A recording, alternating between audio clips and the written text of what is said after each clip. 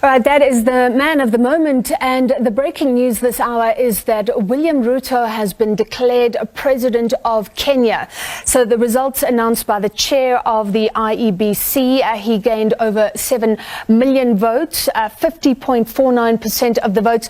This was essentially a two-horse race, and Raila Odinga was behind him with 6.9 million or so, 48.85% of the votes. So you can see that it was a tight race.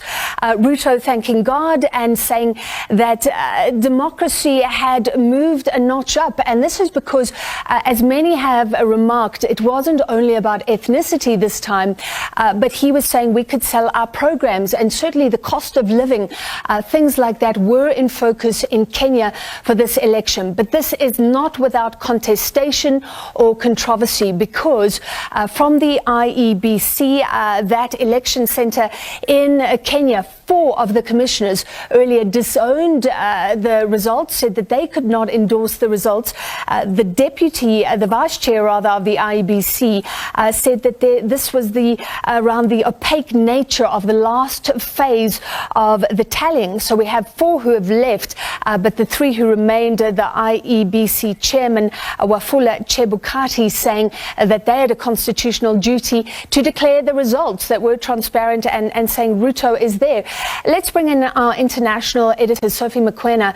Sophie, Chebukati even saying that 2 commissioners are injured. So just tell us about the run-up to this, the scuffle that happened earlier today, and what it all means.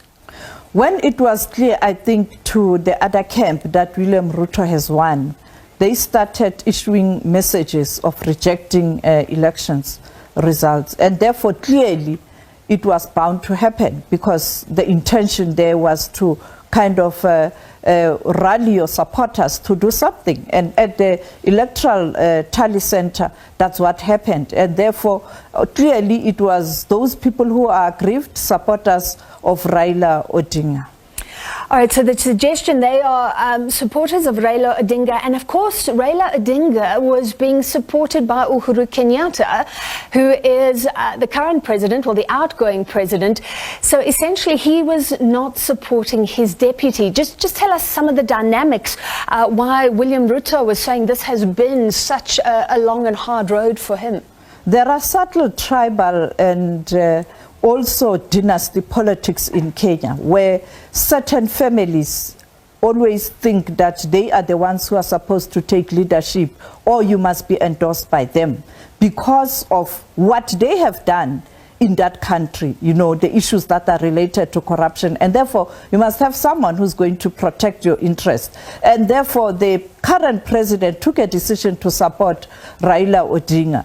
And the relationship dates back to their fathers, who were politicians. It's a dynasty family, the Obamas, the Kenyattas, and also Odinga.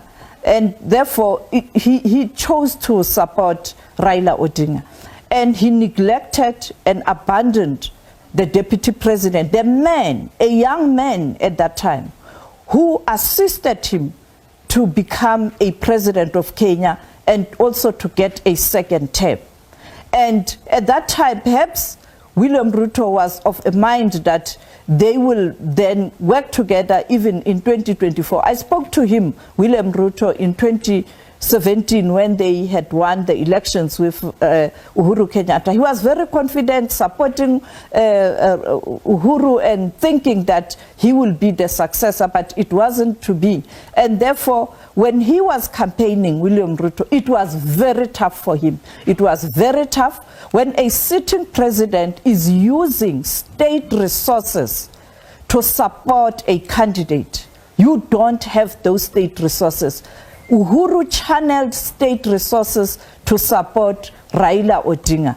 But the Kenyans took a decision that we are tired of dynasty, we are tired of tribalism, we want a leader who will take us forward, particularly during these critical times. And it is for that reason you see the results, even though the margin is very, very small. But clearly, it was very tough for him. It was, I remember a week ago, he was literally crying literally crying, William Ruto, after a prayer, praying with his staff when he was saying farewell to the staff because he didn't know what was going to happen. It was very, very tough. But today you can see his voice, the tone, but he's willing to rebuild Kenya.